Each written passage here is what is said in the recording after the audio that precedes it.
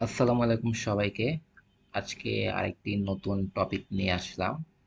আজকে আমরা জানবো circular non skip 6x1 box motion.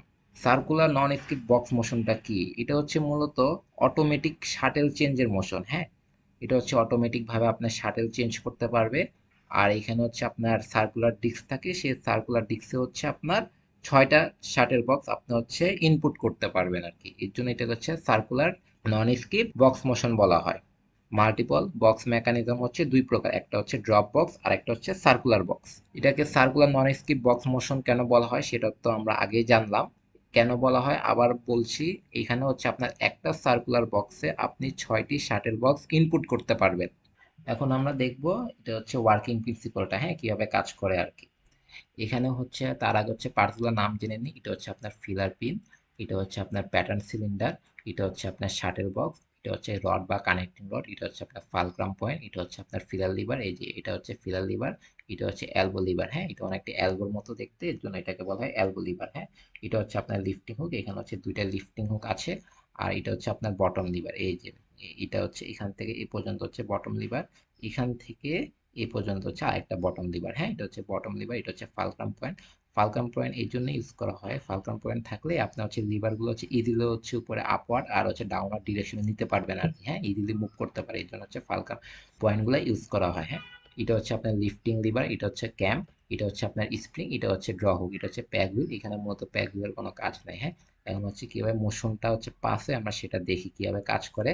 এখানে ফার্স্টে মোশনটা আসবে আপনার বটম শেফট থেকে। হ্যাঁ, বটম শেফটের সাথে হচ্ছে আপনার ক্যাম কানেক্ট করা থাকে। বটম শেফট যখন রোটেট হবে তখন কি হবে, ক্যামকে হচ্ছে রোটেট করাবে। ক্যাম্প যখন রোটেট হবে তখন কি হবে, ক্যাম্পটা হচ্ছে আপনার এই লিফটিং লিভারকে হচ্ছে টাচ করবে। লিফটিং লিভারকে টাচ করলে কি হবে, আপনার হচ্ছে কানেক্টিং রডটা উপরে উঠবে, কারণ হচ্ছে লিফটিং লিভারের সাথে কানেক্টিং রডটা হচ্ছে অ্যাটাচ করা থাকে। হ্যাঁ, কানেক্টিং রডটা উপরে উঠবে, কানেক্টিং রড উপরে উঠলে কি হবে, আপনার হচ্ছে এখানে ফিলার লিভারের সাথে আবার কানেক্টিং রড হচ্ছে অ্যাটাচ করা থাকে, ফিলার লিভারটা উপরে উঠবে। এখানে আবার ফিলার লিভারের সাথে আপনার হচ্ছে এলবো লিভার হচ্ছে অ্যাটাচ করা থাকে, এলবো লিভারও কি হবে, উপরের দিকে উঠবে। হ্যাঁ, এলবো লিভার যখন উপরে উঠলো এখানে হচ্ছে আপনার লিফটিং হুকগুলো হচ্ছে অ্যারেঞ্জ করা থাকে। এলবো লিভার কি করবে, এখান থেকে একটা লিফটিং হুককে উপরের দিকে নেবে আর কি, আপওয়ার্ড ডিরেকশনে নেবে। লিফটিং হুককে যখন আপওয়ার্ড ডিরেকশনে নিবে তখন এখানে যে বটম লিভার আছে, এখানে একটা বটম লিভার হচ্ছে লিফটিং হুকের সাথে হচ্ছে উপরের দিকে আপওয়ার্ড ডিরেকশনে যাবে। যার ফলে এখানে কি হবে, এখানে ড্র হুক যেটা আছে ড্র হুকটা হচ্ছে আপনার বটম লিভারের সাথে কানেক্ট করা।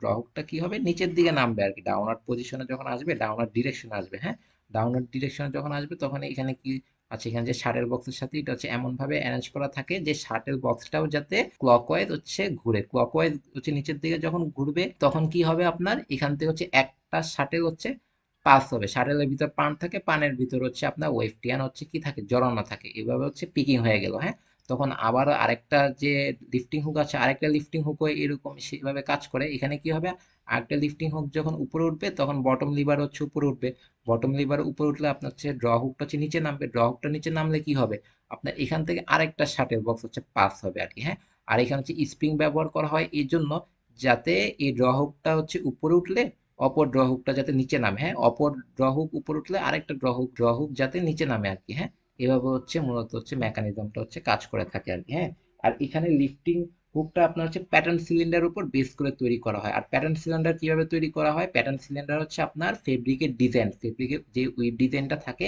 উইভ ডিজাইনের উপর বেস করে আপনার প্যাটার্ন সিলিন্ডার কি করা হয়, মেক করা হয়। আর এভাবে হচ্ছে মূলত কাজটা হয়ে থাকে আর কি। এটা হচ্ছে আপনার circular non skip box motion. হ্যাঁ, 6x1, এখানে 6x1 কেন বলা হয়, এখানে হচ্ছে একটা সার্কুলার ডিস্কে আপনার 6টা হচ্ছে শাটল বক্স থাকে।